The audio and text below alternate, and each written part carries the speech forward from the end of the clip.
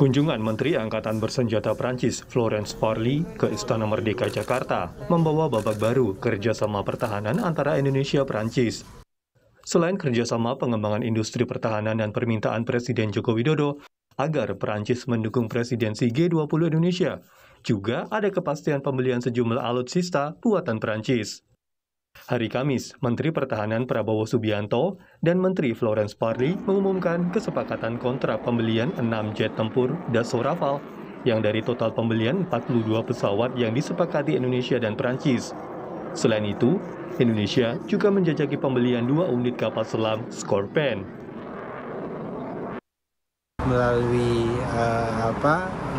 Kabaranahan dan Dassault-nya Perancis menandatangani pembelian 6 pesawat tempur Rafale, dan itu tinggal diaktifkan, dan kerjasama selanjutnya terkait dengan 36 pesawat Rafale lainnya, dan itu tentu dalam waktu jangka panjang. Nah, kerjasama industri pertahanan lainnya tentu adalah pengembangan kapal selam, kemudian kapal tempur, semuanya dilakukan dalam rangka riset bersama, pengembangan bersama. Pesawat Dassault Rafale yang pernah dipertunjukkan di Jakarta merupakan pesawat tempur multiperan untuk berbagai misi serang, baik superioritas udara, dual udara, serang darat, maupun permukaan. Untuk itu, 9 ton daya muat senjatanya mampu mengusung berbagai persenjataan multimisi, yakni misil udara ke udara Mika dan Meteor, misil udara ke darat Hammer, rudal jelajah Storm Shadow, misil anti-kapal AM-39 Exocet, bom berpemandu laser dan meriam internal, radar aktif RB2AA AESA, dan sistem perang elektronik Spectra yang diusungnya menjadikan Rafale lengkap sebagai pesawat tempur generasi 4.5. Menurut pengamat militer Hairul Fahmi, pembelian 6 unit pesawat tempur Dassault Rafale dari Prancis akan memperkuat pertahanan udara Indonesia. Apalagi, sebelumnya rencana pembelian alutsista dari Rusia, Sukhoi Su-35, terseok-seok dan kemungkinan batal.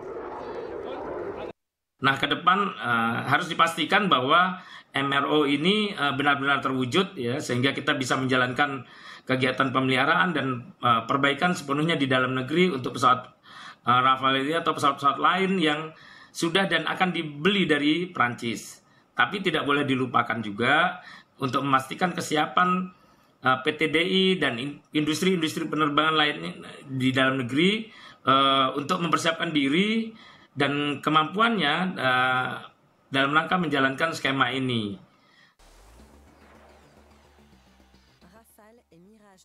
Tak hanya rencana memborong 42 Dassault Rafale dari Prancis, pintu untuk mengakuisisi lebih banyak alutsista baru juga datang dari Amerika Serikat.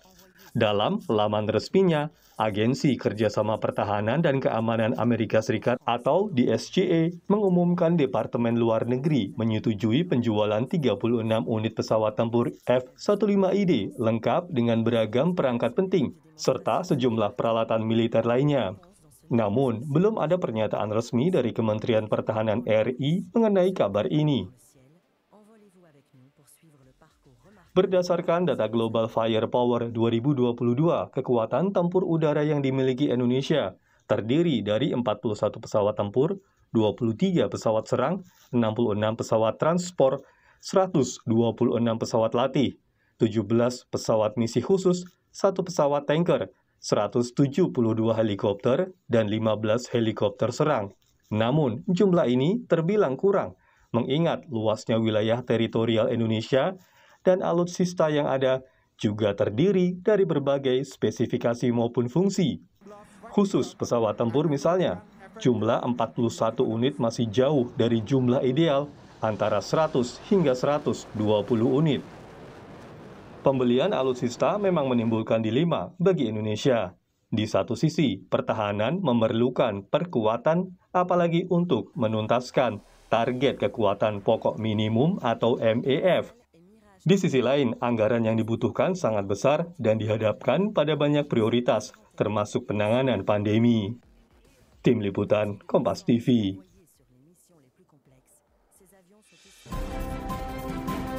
Saudara, Indonesia memborong 42 pesawat tempur Dassault Rafale dari Prancis, termasuk di dalamnya 6 unit yang telah ditandatangani kontrak pembeliannya. Kemenhan atau Kementerian Pertahanan juga menjajaki pembelian 2 kapal selam Scorpion. Sementara dari negeri Paman Sam, Departemen Luar Negeri Amerika Serikat menyetujui penjualan 36 unit pesawat tempur F-15 dengan beragam perangkatnya. Mengapa Kemenhan agresif mengakuisisi beragam alutsista? Bagaimana perhitungan kebutuhan alutsista dan pembiayaannya? Sudah bergabung secara daring pengamat pertahanan dan koordinator Lab 45 ada Andi Wijayanto dan juga anggota Komisi Pertahanan DPR Dave Laksono. Pak Dave, Mas Andi, selamat pagi. Selamat pagi. Selamat pagi. Ya, selamat pagi. Semoga kita dalam keadaan yang sehat terus. Terima kasih juga waktunya sudah bergabung di Sapa Indonesia Akhir Pekan pagi ini.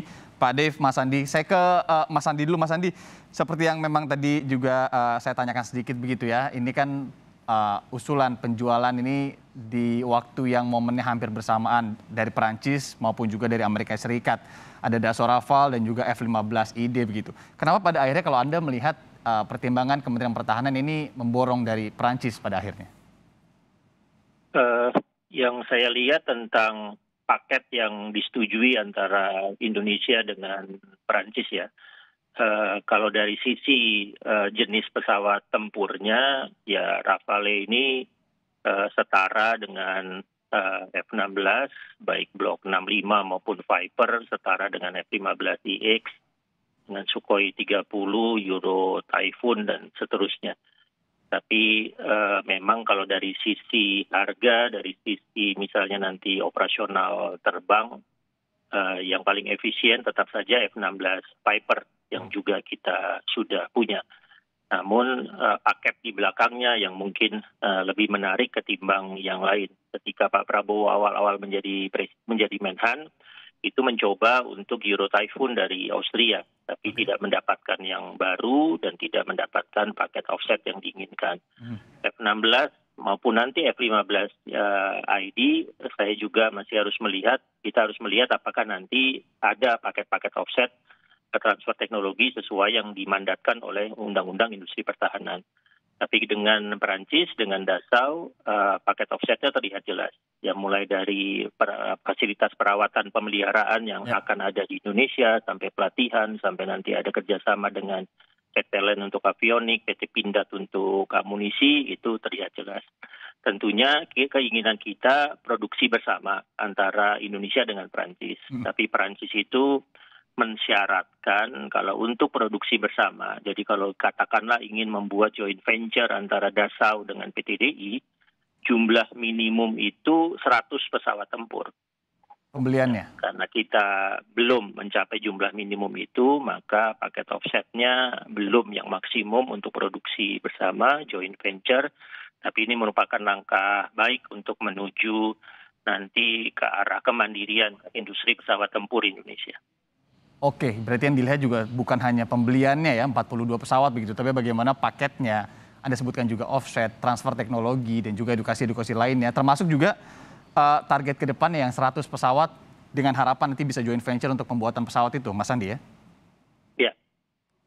Oke, Pak Dev, kalau melihat Menhan begitu ya, agresif juga nih, berburu alutsista dan juga memang untuk pemenuhan MF juga tentunya, dan dari kabar yang mencuat, ada juga kondisi-kondisi batal seperti Sukhoi, Su-35 dari Rusia.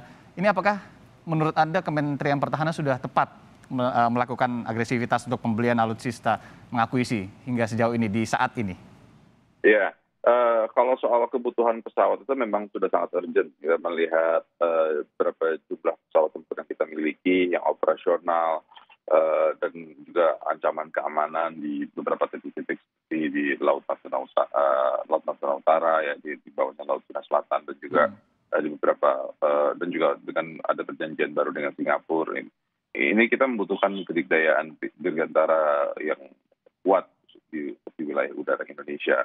Nah, sehingga memang sudah lama dinantikan untuk kita memperbaiki kondisi pesawat tempur kita.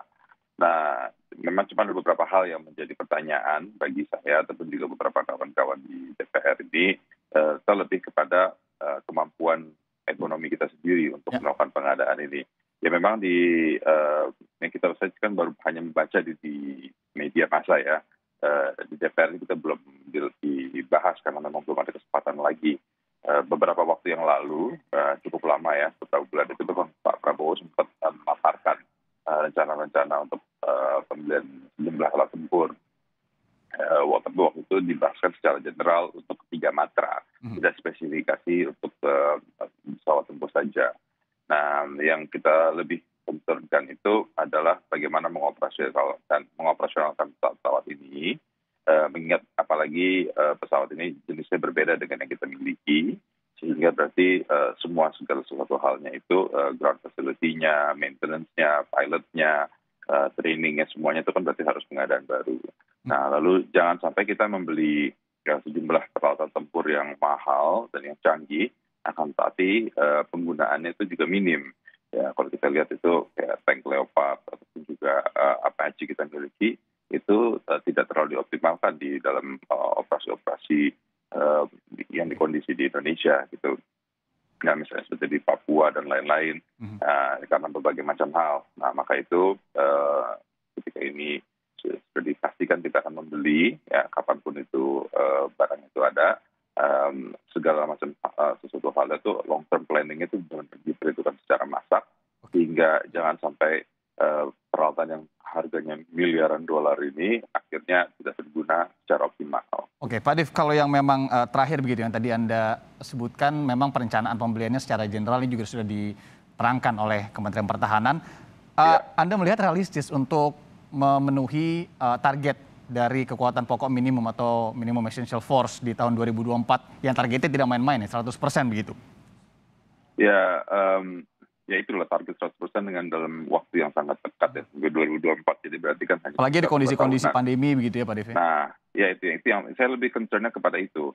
Jangan sampai hanya untuk mengejar target, akhirnya banyak hal-hal yang lain itu tidak terpenuhi. Kita kan sedang lagi proses pembangunan ibu kota negara baru yang memakan juga dana sangat besar sampai dengan ratusan triliun juga. Lalu juga penanganan pandemi ini juga masih belum selesai. Banyak hal yang membutuhkan biaya dan juga tenaga dari peran negara yang juga harus diperhatikan dengan sesama. Oke, menyambung apa yang Anda sebutkan, Pak Dev, saya mau ke Mas Andi. Mas Andi, terkait dengan ancaman dan juga kalau kita sebutnya mungkin AGHT juga begitu ya, ancaman, gangguan, hambatan, tantangan. Tapi kalau terkait dengan pembelian pesawat tempur, ini lebih ke ancaman yang disebutkan tadi Pak Dev, mungkin ada di beberapa titik strategis di sekitar Indonesia, misalkan Laut Cina Selatan, ataukah memang pembelian ini, pemenuhan MF ini juga sebagai pergelaran kekuatan begitu? Mana yang lebih dipertimbangkan, ancamankah atau pergelaran kekuatan dalam pembelian alutsista utamanya pesawat tempur? Saya lebih melihatnya sebagai gelar pertahanan udara ya, karena dari kekuatan skuadron tempur yang kita miliki sekarang, ya relatif kita hanya punya skuadron tempur di Iswahyudi Madiun dengan Hasanuddin Makassar, F-16 dan Sukhoi 30. Ya, sementara kita misalnya sekarang punya Komando Operasi Udara 3. Sementara skuadronnya relatif ya kira-kira yang benar-benar operasional ya juga cuma 3. Tapi hanya terpusat di Makassar dan di Madiun. Kita relatif kosong di Pekanbaru, kita bisa mengisi di Pontianak, tapi itu fokusnya nanti drone. Kita kosong di Balikpapan, kita kosong di Nusa Tenggara Barat, Nusa Tenggara Timur.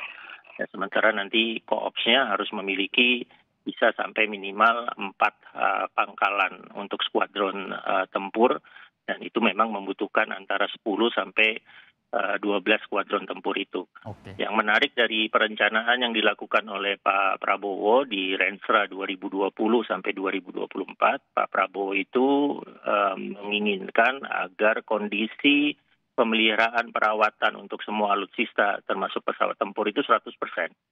Indonesia itu menjadi unik, misalnya data yang ada di layar sekarang. Kita memiliki 41 pesawat tempur, tapi yang siap operasional sekian persen, yang siap tempur sekian persen. Nah, itu dia juga. Kalau saya mengamati data, cuma Indonesia tuh yang punya perbedaan antara stok dengan siap tempur. Itu dia. Yang lain-lain Mungkin bisa disebutkan, Mas Andi, persen sama. berapa persen sebenarnya siap tempur dari 41 pesawat yang sudah ada ini? Karena kita juga harus melihat nanti nasibnya seperti apa. Sisa-sisa pesawat yang memang sudah ada di Indonesia, kenapa juga ini tidak dimodernisasi dulu, dimantapkan dulu gitu pesawat-pesawat yang sudah ada daripada membeli dulu dari luar, Mas Andi? Ya, idealnya ada proporsi 30-30-30 ya. Okay. Jadi 30 yang siap tempur, 30 yang dipersiapkan untuk dipakai latihan, lalu 30 yang sedang maintenance. Jadi idealnya kalau Indonesia itu butuh 100 siap tempur, kita punya 300. Itu idealnya. Nah, kondisi Indonesia tidak. Dari 40 itu ya mungkin cuma 30, sekitar satu skuadron. Yang 12 lah, 12 sampai 16 yang siap tempur. Ya, yang lainnya sedang maintenance ya, kondisinya jauh dari ideal. Nah, Pak Prabowo terobosannya antara lain kondisi harwat itu harus 100%, sehingga semuanya siap operasional dan siap tempur, dan itu nanti yang akan membuat yang secara teknis disebut sebagai anggaran daur hidup ya, long cycle, itu menjadi penting untuk diterapkan oleh Kementerian Pertahanan. Oke, Mas Andi, boleh dong Mas Andi mungkin kita juga mau tahu dikit apa sih spek atau spesifikasi dari Dassault Rafale ini yang kemudian juga perlu diketahui masyarakat, dan istilahnya ini worth it lah untuk dibeli oleh Indonesia untuk kemudian mengcover wilayah kita yang sangat luas begitu. Apa saja spesifikasi yang menarik dari pesawat ini, Mas Andi? Ya relatif satu, ini pesawat tempur yang generasi 4,5 ya, dengan radius tempur bisa antara 3.000 sampai 3.500 km.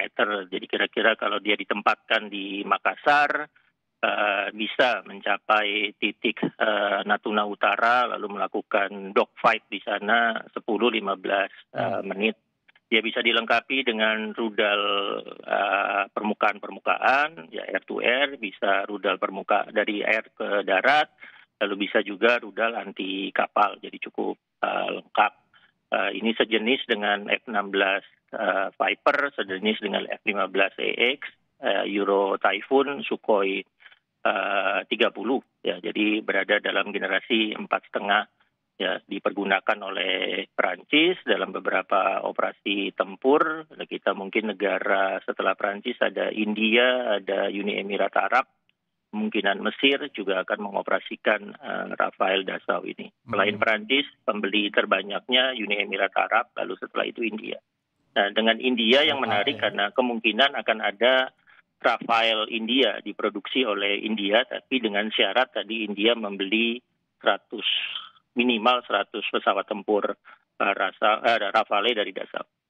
Oke, yang joint venture tadi ya. Oke, Mas Andi, saya ke Pak Dev dulu. Pak Dev, ini kalau melihat juga kan ada 2 kapal selam ya. Kita agak bergeser ke kapal selam karena ini juga dari apa? Persetujuan yang ditandatangani oleh Pak Prabowo dan juga Menhan Florence Parly begitu ya. Anda melihat ada ketimpangan kah dari pembelian pesawat yang jumlahnya sekian dan juga kapal selam yang jumlahnya sekian? Kalau melihat juga bagaimana kondisi kapal selam kita yang kemarin juga beberapa ada yang tenggelam begitu. Ya, kalau ketimpangan maksudnya apa? Dalam jumlahnya gitu. Dalam jumlah. Jam jumlah, memang kalau pesawat tempur kan memang harus beli dalam jumlah banyak. Sementara kalau kapal selam itu memang operasionalnya kan berbeda. Itu kan melakukan operasi lebih kepada operasi clandestine ataupun juga untuk operasi intel, sehingga memang jumlahnya itu tidak ditentukan dalam jumlah yang sangat besar gitu. Akan tapi ya wilayah Indonesia yang lautan ini juga memang membutuhkan pengawasan lebih banyak. Jadi selain kapal selam yang kita juga butuh brigad-brigad kapal patroli ataupun kapal-kapal besar lainnya yang melakukan pengawasan dan juga untuk penegakan hukum di wilayah Indonesia. Nah, cuman yang juga harus dipertimbangkan untuk ke depan ini dalam perjanjian kita dengan Prancis ya, dalam ini kan jumlahnya ini sangat besar ya. Kalau di total itu kan berapa miliar dolar. Nah, itu juga harus ada dipastikan bahwa Prancis pun juga akan melakukan pembelian akan komoditas Indonesia dengan jumlah yang mendekati. Hingga jadi ada perjanjian perdagangan juga yang paling menguntungkan daripada kedua belah pihak kita. Nah, apakah itu dalam bentuk komoditas-komoditas karet lah atau palm oil, ini juga bisa menjadi salah satu kita untuk agar Uni Eropa itu jangan menutup marketnya terhadap palm oil kita. Dan jadi ada kesepakatan yang lebih menguntungkan lah untuk semua pihak di kedepannya. Oke, baik. Ini juga rencananya DPR Komisi 1 Pak Div nanti akan tanya juga penjelasan secara konkret dari Menhan begitu ya Pak Div ya. Tapi kapan dan apa saja yang akan rencananya ditanyakan, jangan dijawab dulu Pak Div, nanti kita akan sambung di segmen berikutnya. Anda saudara tetap di Sapa Indonesia Akhir Pekan.